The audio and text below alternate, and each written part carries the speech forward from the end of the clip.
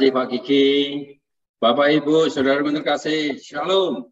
Shalom. Halo. Selamat malam. Selamat malam Romo. Ya, sungguh senang pada malam hari ini saya boleh hadir bersama umat sekalian dari Santa Monica BSD ya. Ini saya tadi baru saja tiba Semarang. Purworejo malah, Purworejo.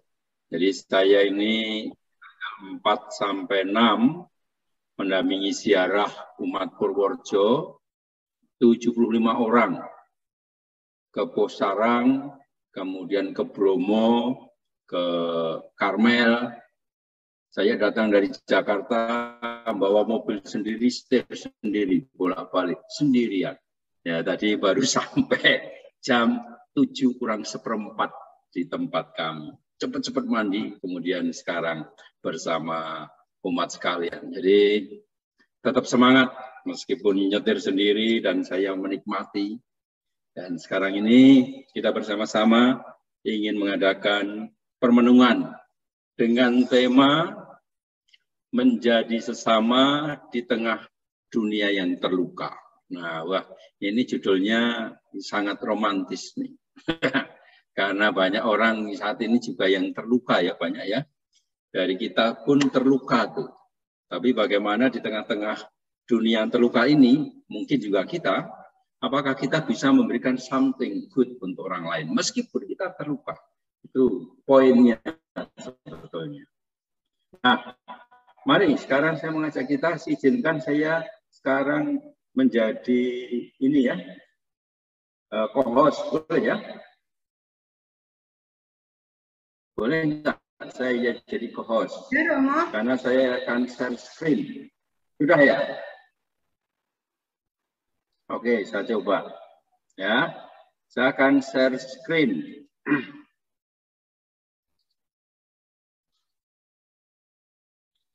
Oke, apakah sudah bisa melihat? Oke, terima kasih. Nah, mari sekarang saya akan mengajak kita bersama-sama untuk merenungkan bacaan yang kita hendak dengarkan. Bentar ya, bacaannya mana ya?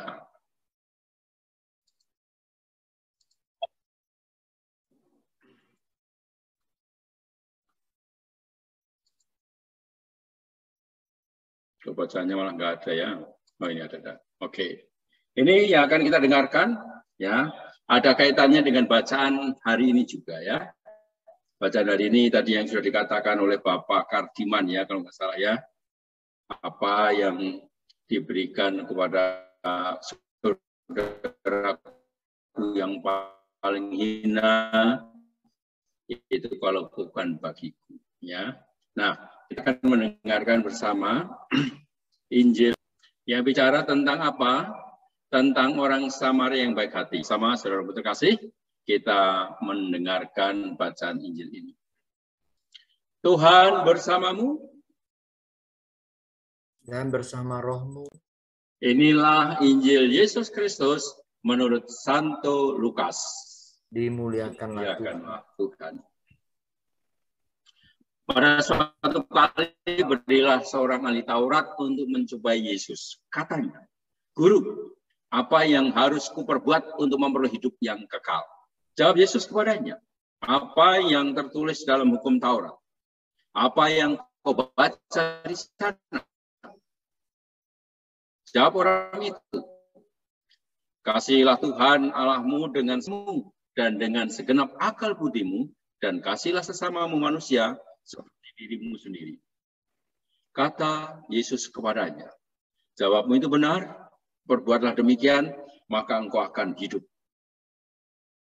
Tetapi untuk membenarkan dirinya, orang itu berkata kepada Yesus, dan siapakah sesamaku manusia? Jawab Yesus, adalah seorang yang turun dari Yerusalem ke Yeriko. Dia jatuh ke tangan penyamun yang sesudah itu pergi meninggalkannya setengah mati. Kebetulan ada seorang imam turun melalui jalan itu. yang melihat orang itu, tetapi yang melewatinya dari seberang jalan. Demikian juga seorang Lewi datang ke tempat itu. Ketika ia melihat orang itu, ia melewatinya dari seberang jalan. Lalu datang seorang Samaria yang sedang dalam perjalanan ke tempat itu, dan ketika ia melihat orang itu, tergeraklah hatinya oleh belas kasihan. Ia pergi kepadanya, lalu membalut luka-lukanya. Sesudah itu ia menyirami dengan minyak dan anggur. Kemudian ia menaikkan orang itu ke atas keledai tunggangannya, lalu membawanya ke tempat penginapan dan merawatnya. Keesokan harinya, ia menyerahkan 2 dinar kepada pemilik penginapan itu, katanya, rawatlah dia, dan jika kau belanjakan lebih dari ini, aku akan menggantinya waktu aku kembali. Siapakah di antara ketiga orang ini menurut pendapatmu adalah sesama manusia dari orang yang jatuh ke tangan penyamun itu? Jawab orang itu, orang yang telah menunjukkan belas kasihan kepadanya. Kata Yesus kepadanya, pergilah dan perbuatlah demikian. Demikianlah Injil Tuhan. Terpujilah Kristus. Nah, Bapak Ibu Saudara yang terkasih, kalau kita melihat ya bacaan yang saya tawarkan hari ini, sebetulnya jawabannya sudah sangat jelas ya. Siapakah itu sesama? Maka kalau judulnya itu menjadi sesama di tengah dunia yang terluka, sebetulnya tidak lain, tidak bukan, kita semua tanpa terkecuali, Bapak Ibu Saudara yang terkasih, kita dipanggil untuk menjadi apa? The Good Samaritan. Dan The Good Samaritan ini, orang yang Samaria Bagian inilah yang menjadi model yang ditawarkan oleh gereja lewat apa? Lewat ensiklik terbaru, di mana ensiklik ini oleh Paus Fransiskus dicanangkan dalam suasana pandemik. Ya, suasana pandemik, lalu Paus menulis ensiklik. Nah, saya tanya kepada Bapak Ibu Saudaraku sekalian, termasuk akan saya tes ini. Nanti yang bisa jawab langsung ambil sepeda ya. Langsung ambil sepeda. Ya. Nah, kira-kira ensiklik yang dikeluarkan gereja, ensiklik terbaru menghadapi pandemi COVID-19 ini apa, Bapak Ibu Saudaraku? Ada yang tahu? Halo, boleh jawab di unmute. Siapa yang bisa menjawab?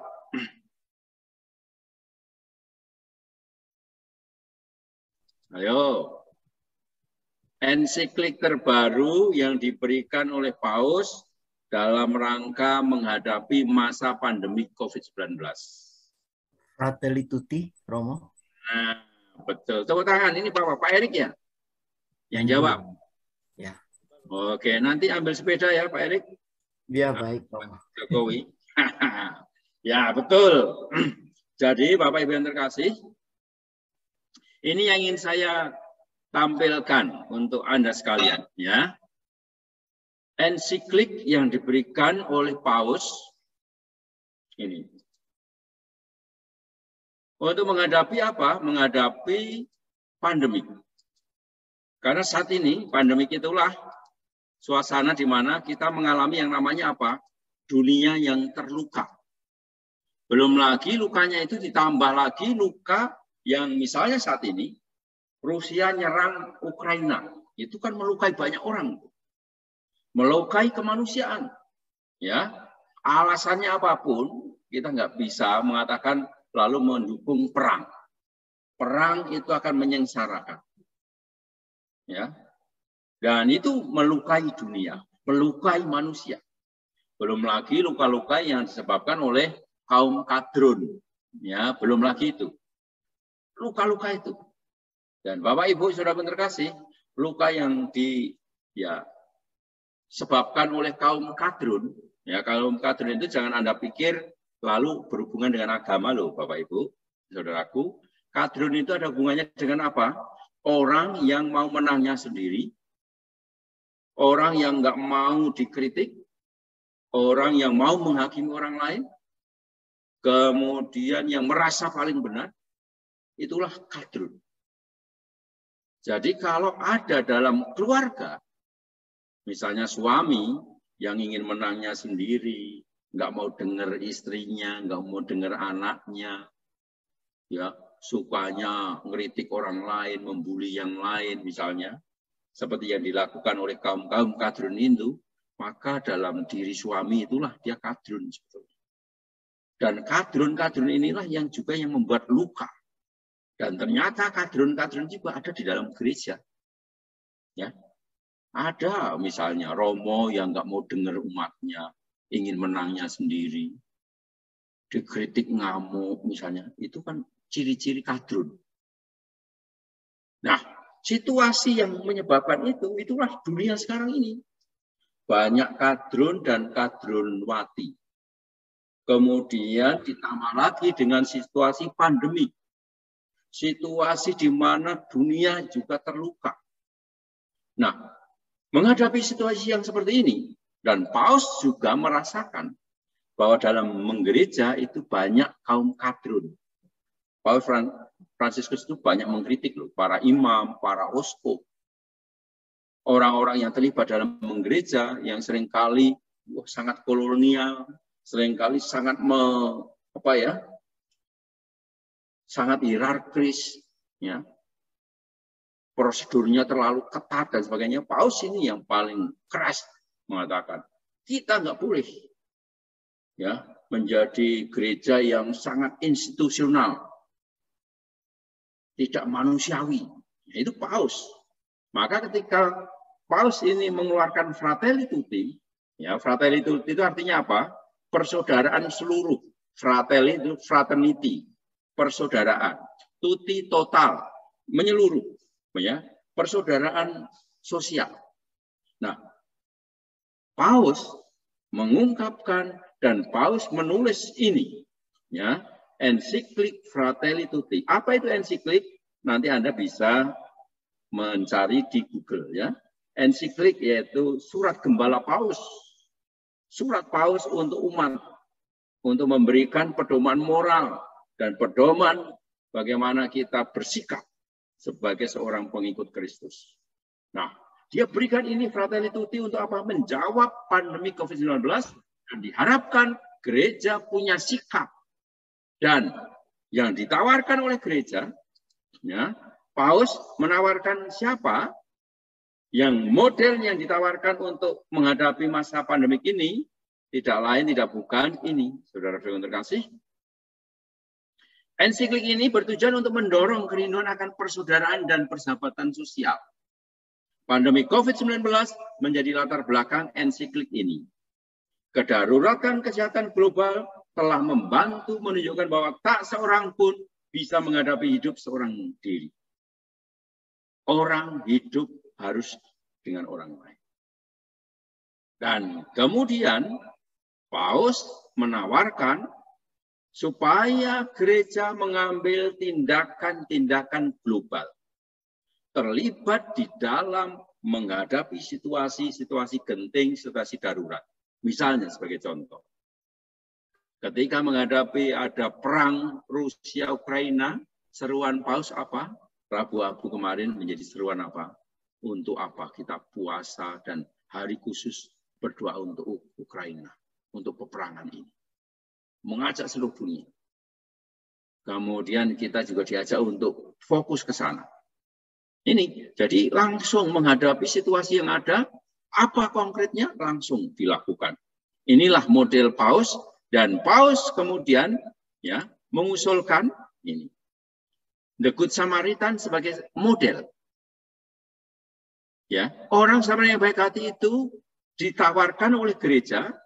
Nah, dalam masyarakat yang tidak sehat ini kita dipanggil seperti orang Samaria yang baik itu. Untuk menjadi sesama bagi orang lain. Kita bertanggung jawab bersama menciptakan masyarakat yang bisa menerima, mengintegrasi dan mengangkat mereka yang telah jatuh atau menderita. Kasih membangun jembatan dan kita diciptakan untuk mencintai. Nah inilah saudara-saudara terkasih yang ditawarkan oleh gereja. Maka ketika saya mengambil tema menjadi sesama di tengah dunia yang terluka, tidak lain apa? Saya mengajak kita untuk mengerti tentang ensiklik Fratelli Tutti ini. Nanti Anda juga bisa cari di Google ensiklik Fratelli Tutti, ya. Kemudian kita harus menjalankan apa yang dimaui oleh gereja. Yang dimaui oleh gereja adalah apa? Harus terlibat.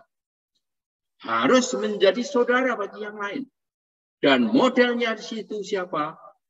Orang Samaria yang baik hati. Nah, pasti Anda tadi sudah tahu ya ceritanya bagaimana orang Samaria itu diangkat oleh Yesus. Dibandingkan dengan kehadiran para imam, kemudian orang Lewi. Para imam itu ya para ulama, para ustadz, para romo, itu para imam itu. Yang seharusnya mereka yang menjalankan. Mereka harusnya yang peduli dengan orang-orang yang membutuhkan sesuatu. Uluran tangan dan sebagainya. Tetapi tadi diceritakan bagaimana mereka itu tidak mau direpotkan lalu mencari jalan supaya tidak diganggu. Maka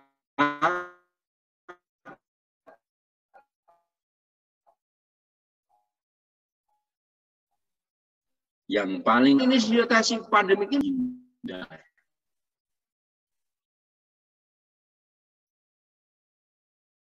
nggak mau direpotkan di agama kita, di gereja kita. Banyak yang kemudian menghindar untuk melayani di tengah pandemik ini. Alasannya apa? Nanti terdampak COVID dan sebagainya. Nah, saya ingin sharing ini pengalaman Bapak Ibu yang terkasih. Saya sejak adanya COVID pertama, saya sudah membuat tekad, saya akan tetap melayani. Dengan risiko saya kena COVID. Dan benar. Bapak Ibu mungkin dengar kabar saya, tahu? Saya kena COVID dan saya ini lulusan terbaik ketiga dengan gelar cum laude. Ya, saya 35 hari di Karolus, 6 hari saya koma, 14 hari saya di ICU. Itu risiko saya tetap melayani di masa pandemi. Kenapa saya membuat tekad ini, Bapak Ibu yang terkasih? Sebelum dengar Fratelli Tutti ini, saya sudah mencanangkan dalam diri saya mau, meskipun di tengah yang seperti ini, orang pasti banyak membutuhkan uluran tangan kita. Lalu saya sebagai imam, apa yang bisa saya buat? Ya, saya melayani. Lalu, apakah saya juga memperhatikan protokol kesehatan? Ya, saya memperhatikan. Dan pada waktu itu saya memberkati perkawinan di gereja Kristen. Di gereja Kristen di Tanah Abang. Ya, pemberkatan nikah ekumen. Saya sudah pakai masker, pakai sarung tangan, pakai semua. Tetapi akhirnya kecolongan ketika ada resepsi keluarga, 20 orang yang hadir, lalu kita makan, pas makan buka masker, di situ kena. Ya udah, risiko. Tapi setelah saya kena COVID ini, justru semakin mendorong saya, Bapak Ibu yang terkasih. Ini gema pelayanan, ya. Kemudian tarikan Tuhan untuk mengatakan kamu harus melayani itu betul-betul terasa dalam diri saya. Justru setelah saya kena COVID semakin terasa. Karena saya ingat Bapak Ibu yang terkasih, ketika saya di ICU, saya hidup dari orang lain. Tadi dalam NCV dikatakan orang nggak bisa hidup tanpa. Ketika saya di ICU, saya itu ngatang-ngatang. What is ngatang-ngatang? Tahu ngatang-ngatang. Nggak bisa apa-apa. Hidup saya tergantung dari para perawat, para dokter yang datang. Kalau mereka nggak datang, saya sudah lewat. Kalau mereka tidak melayani saya sudah lewat. Itu menyadarkan saya, Bapak Ibu terkasih. Hidup saya tergantung dari Allah. Dan Allah mengutus siapa? Mengutus orang-orang yang melayani saya. Nah, kalau sekarang saya disembuhkan, saya menjadi seorang imam, apa yang bisa saya lakukan? Maka saya sejak kena COVID, justru pelayanan saya semakin getol. Saya berapa kali, nggak terhitung mungkin saya sampai ke San Diego, saya sampai ke kuburan. Jadi saya selama ini melayani biasanya hanya misa di tempat duka. Lalu yang di pelayanan itu nanti di kuburan itu biasanya prodiakon kan begitu. Tapi justru di masa pandemi ini saya mengatakan udah nggak usah cari yang lain. Saya akan layani dari misa di rumah duka sampai mana kuburan. Karena mereka kesulitan cari orang, Bapak Ibu terkasih. Dan saya mungkin lebih dari 20 kali ya selama masa pandemi ini ke kuburan untuk ya menguburkan orang yang meninggal. Juga karena COVID juga, saya nggak tolak. Sejauh saya bisa, saya akan lakukan itu. Dan inilah Bapak Ibu terkasih, yang menjadikan saya kemudian saya dengan ensiklik ini mengatakan, saya amini dan saya mengatakan, Tuhan betul. Kita harus menjadi sesama bagi yang lain. Dengan caranya, Tuhan akan pakai kita. Nah, maka sekarang ini Bapak Ibu terkasih, saya ingin mengajak kita untuk mengungkapkan ada 5 hal yang perlu kita supaya menjadi sesama bagi orang lain. 5 hal yang dibutuhkan oleh kita. Ya. Sesuai dengan apa? Sesuai dengan contoh orang Samaria yang baik hati. Yang pertama, saya mengajak kita untuk menjadi apa? Menjadi Bapak Ibu, Saudara terkasih, jadilah PSK Tulen. Nah, 5 hal itu PSK Tulen. Saya undang orang Katolik semua, Anda sekalian, para aktivis, ya, PD menjadi PSK Tulen. Ya. Nah, itu sekarang pertanyaannya, apa itu PSK Tulen? PSK Tulen itu P-nya adalah apa? Jadilah orang peka. P-nya peka. Orang beriman itu harus peka. Dan itu nampak dalam diri apa? Orang Samaria yang dia melihat ada orang yang membutuhkan, hatinya tergerak untuk memberikan sesuatu. Dan kepekaan itu dimiliki oleh orang yang beriman. Maka ciri orang beriman adalah apa? Peka. Sedangkan ciri orang tidak beriman itu pekok. Ya. Apa itu pekok? Ya, Pak Kiki ketawa berarti tahu itu artinya ya. Jadi orang beriman itu peka. Jadi kalau Anda menjadi orang pengurus PD, ya, terlibat dalam karismatik, Anda harus menjadi peka.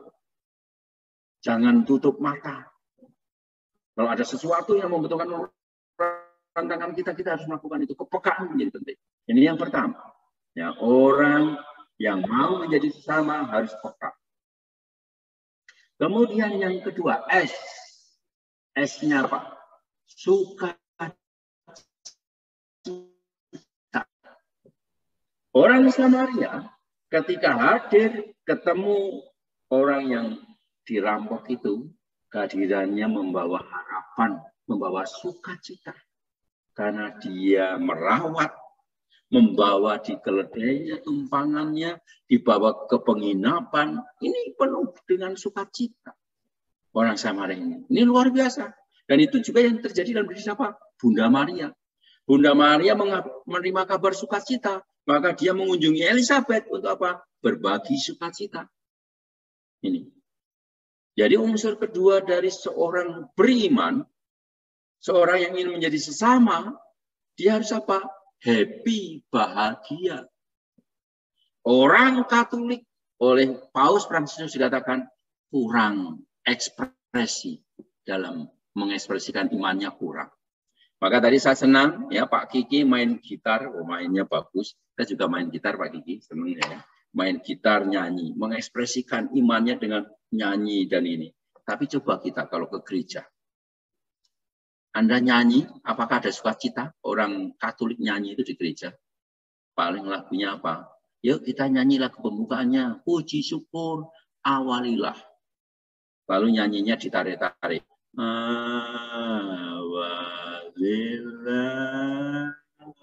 Ini orang Katolik ini.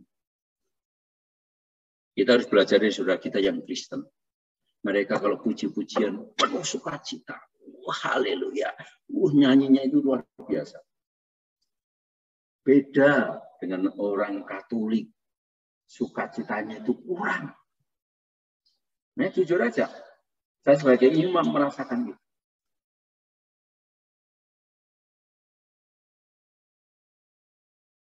Maka menjadi penting kalau kita itu mengimani, harus kita apa? Penuh sukacita. Sukacita itu bukan berarti hahaha di mana-mana, enggak. Sukacita yang keluar dari kedalaman. Itu sukacita yang keluar dari kedalaman itu yang diharapkan. Karena Yesus adalah sukacita itu sendiri. Ingat tuh, Yesus itu disebut apa? Injil yang hidup. Dia sukacita. Maka kalau kita ini menjadi pengikut Kristus, tunjukkan itu sukacita itu di dalam keluarga, di dalam lingkungan kita, di dalam PD kita. Jadi kalau kita mendapat tugas, harus sukacita. Jangan kalau mendapat tugas, lalu ungkapannya apa? Aduh, saya lagi. Dikasih tugas puji-pujian, aduh, saya lagi. Padahal tugas puji-pujian harusnya diterima dengan sukacita dong. Waduh, saya dapat tugas untuk mewartakan Tuhan, mengekspresikan iman saya. Ini S. Di gereja Katolik S itu kurang, ya. Maka perlu sukacita. Kemudian yang ketiga, PSK. K-nya apa? K-nya adalah kerendahan hati. Orang Samaria ketika melihat ada orang yang kena rampok, lalu dia berinisiatif untuk membantu. Orang yang berinisiatif membantu, memberikan dirinya, itulah orang yang rendah hati. Apakah ada orang yang congkak, pongah, sombong, membantu? Enggak. Mengulurkan tangan? Enggak. Berinisiatif untuk melakukan sesuatu? No. Hanya orang yang rendah hati, itulah yang mampu berinisiatif melakukan sesuatu. Dan itulah orang Samaria yang baik hati. PSK. Peka, sukacita, kerendahan hati. Nah, tulen. Tunya apa?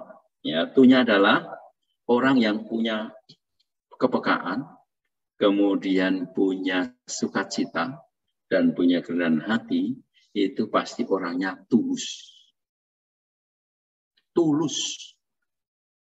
Dan sekarang ini mencari orang tulus di dalam pelayanan nggak gampang. Banyak orang masuk dalam pelayanan tapi tidak tulus. Maka ketika dikasih tugas, ngeluh. Ini ciri. Orang yang nggak tulus itu banyak keluhan. Ya, ciri orang nggak tulus banyak keluhan. Ya. Mendapat tugas, mengeluh. Nggak mendapat tugas, mengeluh. Dikasih tugas, mengeluh. Itu. Sedangkan orang tulus itu sangat welcome. Ketika mendapat perutusan, ketika diberi tugas, dia akan terima dengan sukacita. Dan dia akan berusaha apa? Memberikan yang terbaik. Itu orang tulus. Ya. Jadi saya belajar ini. Bapak Ibu Saudara yang terkasih, sebagai seorang imam saya belajar. Kemarin ketika saya itu mendampingi ya, umat Purworejo yang ziarah dan rekreasi, ini sudah tertunda 2 tahun. Jadi saya mendampingi mereka. Mereka minta saya setiap tahun. Mereka mengadakan tahun pertama dulu mereka ke Solo sekitarnya. Lalu tahun yang kedua mereka ke Bali. Saya dampingi, yang ketiga ini ke Bromo dan ke Posara. Lalu mereka kalau nanti ada lagi mau mengadakan seperti itu. Saya dampingi. Dan kalau dipikir-pikir, wah terkasih di tengah pandemik ini, lalu saya dari Jakarta ke Purworejo nyetir sendiri. Ya, bawa mobil sendiri. Kemudian dari Purworejo balik lagi ke Jakarta. Kalau dihitung-hitung dengan apa? Dengan honornya, nggak cucuk. Nah, kalau kita mikir honor duit, nggak cucuk. Anda tahu artinya nggak cucuk, nggak balik modal. Tapi pelayanan jangan dipikir ini, Bapak Ibu. Itu belum ada ketulusan. Kalau melayani, oke pelayanan. Ya, kebetulan saya suka nyetir, udah saya bilang udah nggak usah naik pesawat, saya akan datang sendiri. Ya, itu hitung saja. Datang sendiri dengan bensinnya, dengan apanya, dengan tolnya, lelahnya, tetapi saya nggak mikir itu. Karena saya merasa happy kok saya. Lalu 3 hari saya ikut bus. Ya, ada 2 bus, saya ikut mereka mendampingi selama 3 hari. Ya. Tadi malam sampai di Purworejo jam 1. Ya, kemudian tidur, saya itu pagi saya pulang ke Jakarta. Ini sebagai sharing, saya mengungkapkan apa? Saya happy kok, saya senang kok. Dan saya belajar untuk tulus, meskipun jatuh bangun. Seringkali nggak tulus muncul juga. Sehingga ketika kemudian sampai di sini, lalu tadi saya telepon Pak Rusli terlebih dahulu untuk memberitahu kemungkinan telat sedikit nggak apa-apa ya. Saya di Cikampek macet, saya bilang. Tapi akhirnya sampai dengan selamat, lalu setelah mandi, lalu langsung memberi ini. Dan saya happy kok. Anda menjadi spirit bagi saya. Ketika Anda ada sukacita, saya juga tergerak untuk juga penuh sukacita.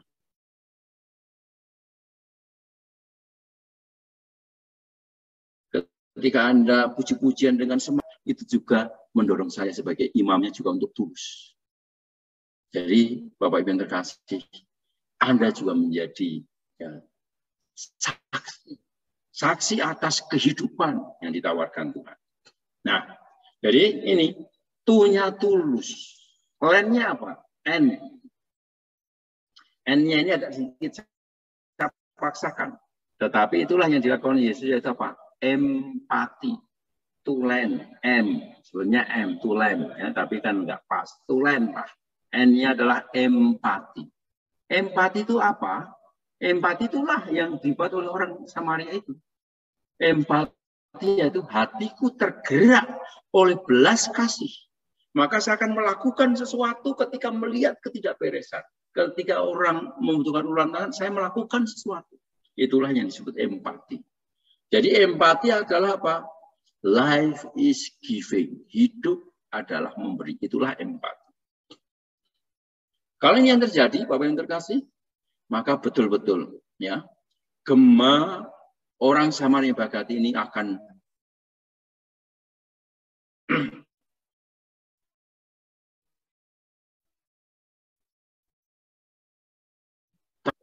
Anda bisa menjadi orang Samaria Bagat. Ya. Orang Samaria itu kan orang yang dianggap kafir, orang yang diangkat, itulah orang yang berkenan di hati Allah. Orang yang mau melibatkan dirinya, mau memberikan hidupnya untuk orang lain, karena akhirnya apa? Memberikan semangat untuk orang lain, memberi harapan untuk orang lain, hadirnya menjadi berkat untuk orang lain. Itulah PSK Tulen. Jadi Bapak Ibu yang terkasih, pada kesempatan ini saya mengajak kita semua ya menjadi sesama di tengah dunia yang terluka. Dunia yang terluka ini bisa saja keluarga kita yang terluka. Bisa juga komunitas kita yang terluka. Tetapi luka ini akan tersembuhkan ketika ada orang yang bisa menjadi sesama bagi orang lain. Dan untuk menjadi sesama bagi orang lain, butuh 5 kualitas. Peka, sukacita, kerendahan hati, tulus, dan empati. 5 hal ini yang ditawarkan oleh Tuhan Yesus. Sehingga Yesus sampai seperti ini, saudara. Ya. Yesus mulia, Yesus bangkit. Ya. Bangkit dari apa? Bangkit dari kematian salib. Dia mati, tetapi dia menjadi inspirasi. Karena dia juga menghayati PSK Tulen. Dia seorang PSK Tulen. Karena dia orang-orang yang betul-betul punya kepekaan. Orang yang penuh sukacita. Orang yang punya kerendahan hati. Orang yang tulus. Dan orang yang tergerak melakukan sesuatu. Nah, saya berharap Bapak Ibu yang terkasih, Saudara-saudara yang terkasih, semua yang hadir saat ini juga menjadi orang-orang yang berbahagia, orang yang penuh dengan sukacita berbagi dengan orang lain. Nah, sebagai penutup, saya akan berikan satu video klip tentang bagaimana menjadi orang yang peka, tetapi sekaligus orang yang juga menjadi saksi kebahagiaan, dan itulah sebetulnya. Ya.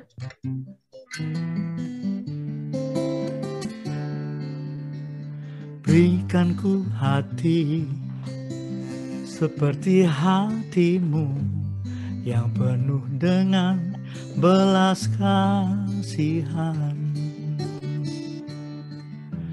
Berikan ku mata seperti matamu memandang tuayan di sekelilingku. Berikan ku tanganmu untuk melakukan tugasku. Berikan ku kakiku melangkah dalam rencanamu. Berikan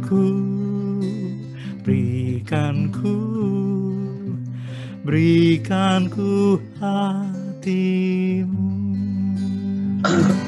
Berikan ku tanganmu untuk melakukan tugasmu. Berikan ku kakimu melangkah dalam rencanamu. Berikan